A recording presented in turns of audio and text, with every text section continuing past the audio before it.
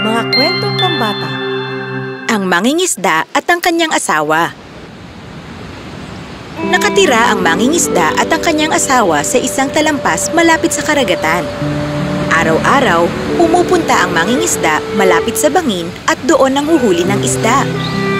Masaya siya sa payak na pamumuhay. Pero alam niyang hindi kontento dito ang kanyang asawa. Palagi na lang siyang nagrereklamo. Napakadumi ng bahay na to. Araw-araw naman ako naglilinis. Pero hindi mawala-wala ang baho sa lugar na to. Mahal ng mangingisda ang kanyang asawa, pero hindi niya matiis ang pagrereklamo nito. Sa mga araw na nakakahuli siya ng 2 isda, hihingi ang asawa niya ng 3. Kapag may dala siyang mangga, hihingi naman ang asawa niya ng peras. Tila hindi niya mapaligaya ang kanyang asawa. Mahal ko, ano bang dapat kong gawin para mapaligaya ka?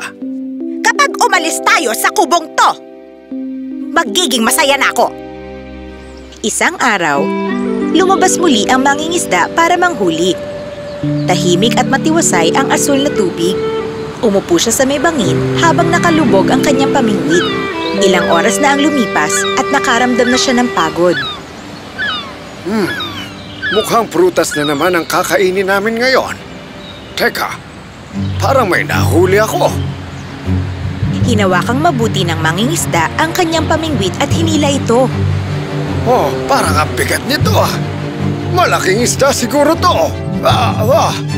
Paghila niya ng pamingwit, nakita niya ang maliit na isdang dapa. Makulay ito at kumikinang pa. Isang isdang dapa. Pero bakit ang bigat nito? Baka naman marami siyang nakain. Hindi, ginoong mangingisda. Hindi ako mabigat dahil sa sobrang pagkain. Aba, at nagsasalita ka pa? Anong nangyayari? At bakit mo alam na mangingisda ako? Marami pa akong alam tungkol sa'yo. Hindi ako ordinaryong isda. Isa akong mahiwagang prinsipe. Pakawalan mo na ako. Hindi rin naman ako masarap kapag niluto. Parang awa mo na. Huwag mo akong patayin. Huwag ka mag-alala. Siyempre, hindi ko papatayin ang isdang nagsasalita. Palalayain kita. Maraming salamat. Sabik na umuwi ang mangingisda para ikwento ang nangyari sa kanyang asawa. Agad siyang umuwi at nakalimutang wala pala siyang nahuling isda para sa araw na yun.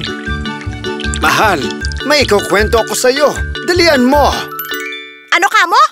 Bakit wala kang isda ngayon? Meron. Isang isdang dapa, pero nagsalita siya. Sabi niya, isa siyang mahiwagang prinsipe. Tapos, ano nangyari pagkatapos? Pinakawalan ko siya. Binalik ko siya sa dagat. Nakahuli ka na mahiwagang isda, tapos pinakawalan ng ganon-ganon na lang? Hindi ka ba nag-iisip? Mahirap tayo at palaging gutom. Nakatira tayo sa mabahong kubo na to. Di sana humingi ka ng mas desenteng bahay. Paano niya tayo bibigyan ng bahay? Hindi niya kayang gawin yun. Dapat makontento tayo sa kung anong meron tayo. Nakukontento ako kung nakatira ako sa isang bahay. Hindi ba sabi mo isa siyang mahiwagang prinsipe? Niligtas mo ang buhay niya. Susuklian niya ang ginawa mo. Hanapin mo siya at humingi ka ng desenteng bahay. Nag-alangan ang mangingisda, pero bumalik pa rin siya sa dagat. Nagulat siya dahil nakita niyang naging dilaw at berde ang tubig. Mahiwagang isda! Naririnig mo ba ako? Agad nagpakita ang mahiwagang isda sa kanya na para bang hinihintay niya ang pagbalik nito. Hindi masaya ang asawa ko. Ano bang gusto niya? Gusto niya ng disenteng bahay. Di umuwi ka na. Meron na kayo nito.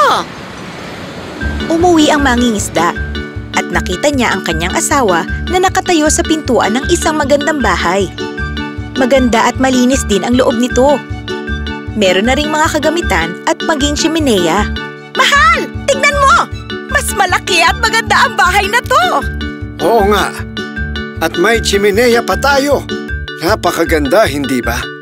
Masaya ka na ba rito? Pwede na ba tayo rito habang buhay? Habang buhay? Sige, pag-iisipan ko. Maghapunan na tayo at matulog pagkatapos. Nang gabing yon, hindi makatulog ang babae. Iniisip niya kung ano pa ang magpapaligaya sa kanya. Kinaumagahan, hinintay niya ang kanyang asawa sa hapagkainan. Magandang umaga, mahal ko. Naisip ko, parang maliit ang bahay na to para sa atin. Gusto ko ng palasyo. At gusto ko maging reyna. Balikan mo yung isda at sabihin mo sa kanyang bigyan tayo ng isang palasyo. Ano? Bakit mo naman gustong maging reyna? Sapat na sa atin ito. Ako ang magdidesisyon yan. Hanapin mo yung isda para maging reyna ako. Nag-alangang bumalik sa dagat ang mangingisda. Kulay lila ang tubig ngayon at malakas ang ihip ng hangin. Teka, mahiwagang isda! Narinig mo ba ako?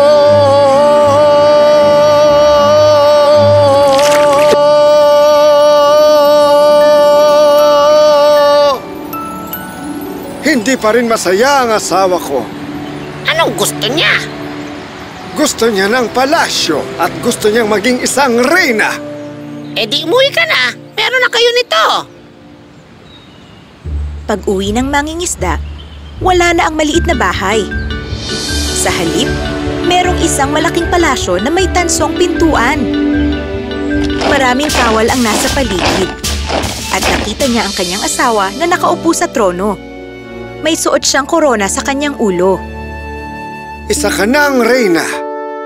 Oo, isa na akong reyna. Napakaganda, hindi ba? Masaya ka na ba rito? Hindi pa. Hindi sapat na ako'y isang reyna lang. Gusto kong maging isang emperor. Mahal ko, ano? Alam ko na ang nasa isip mo. Hindi ka pwedeng gawing emperor ng mahiwagang isda. Imposible na yon. Paano ka nakakasiguro?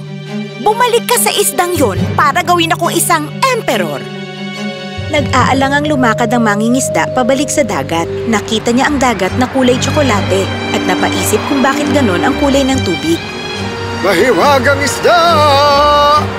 Narinig mo ba ako?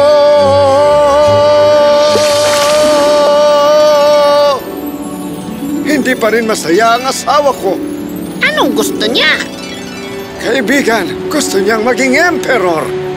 Eh di umuwi ka na. Meron na kayo nito. Umuwi ang mangingisda at tahimik na iniisip na sana ay makontento na ang kanyang asawa. Pagdating niya sa palasyo, napalitan na ng ginto ang pintuang gawa sa tanso. Mas malaki na rin ang palasyo. Sa loob nito, nakaupo ang kanyang asawa sa gintong trono. Nakaupo ang lahat ng hari at ministro sa baba ng kanyang trono.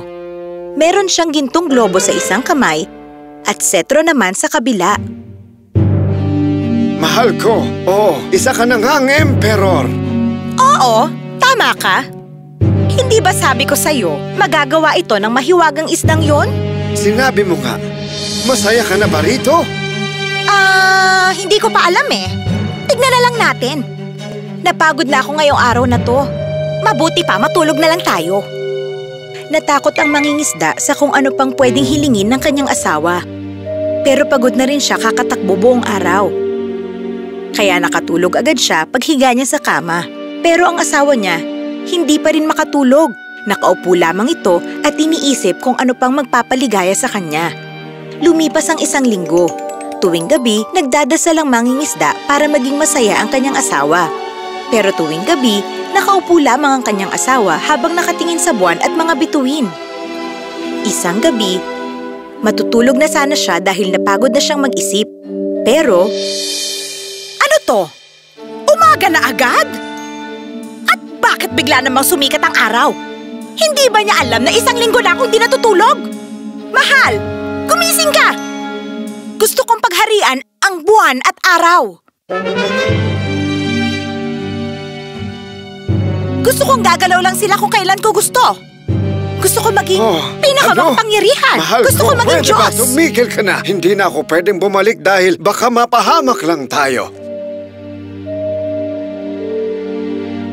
Paano tayo mapapahamak? Ako nga ang bahala sa buhay natin. Walang iba makakagalaw sa atin.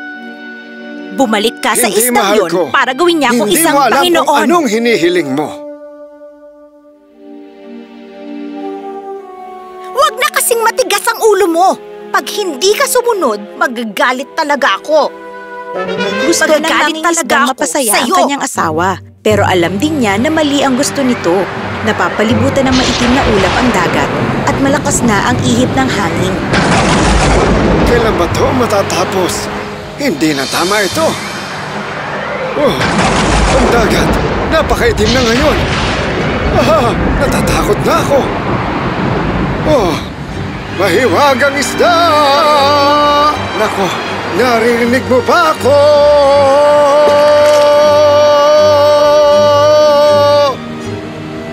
Kaibigan, hindi pa rin masaya ang asawa ko. Anong gusto niya? Gusto niyang maging isang Panginoon kasi gusto niyang maging isang Diyos. Hindi umuwi ka na. Meron na kayo nito. Mabilis na tumakbo pa uwi ang mangingisda. Nako, ano na kaya ang gagawin ng asawa ko ngayon? Kailangan ko nang bumalik. Nako po, anong nangyari? Nakita ng mangingisda na wala na ang kanyang asawa. Hinanap niya ito sa buong palasyo, pero hindi niya ito makita. Bumalik siya sa dagat. Muling naging kalmado at malinaw ang tubig dito. Nawala na ang mga ulap at sumikat muli ang araw. Mahiwagang isda. Oh, mahiwagang isda! Naririnig mo ba ako? Parang awa mo na. Magpakita ka! Anong ginawa mo sa asawa ko? Anong gusto niya? Binigay ko ang gusto niya. Gusto niya maging Diyos, maging Panginoon. At yun na nga siya ngayon. Wala namang nakakakita sa Diyos. Kaya ngayon, wala nang makakakita sa Kanya kahit sino. Hindi! Pakiusap! Ibalik mo siya! Hindi ko pwedeng bawiin ang isang kahilingan. Teka, alam ko na. Ang mga hiniling ko sa'yo ay parang sa asawa ko lamang. Binigay ko ang lahat ng hiling niya. Pero ako nagligtas sa buhay mo. Ibigay mo ang kahilingan ko. Tama ka. Anong gusto mo? Huminga ng malalim ang mangingisda. Gusto ko maging masaya. Ang asawa ko. Umuwi ka, kaibigan? Tama ka. Nasa kanya na ang lahat ng kailangan niya para maging masaya. Agad umuwi ang mangingisda. Nagulat siya dahil nakita niya ang kanyang asawang nakatayo sa pintuan ng isang maliit na kubo. Pero malinis na ito. Tumakbo siya papunta sa kanyang asawa. Sa wakas, bumalik ka na! Bumalik ka na! Oo, mahal ko. Nalaman kong hindi kayang bilhin ng mga palasyo o trono ang kaligayahan. At magmula noon, Halika, hindi pumasok na na nagutom tayo. ang mag-asawa. Napagtanto na ng babae na wala sa material na bagay ang kaligayahan. At namuhay silang dalawa ng mapayapa.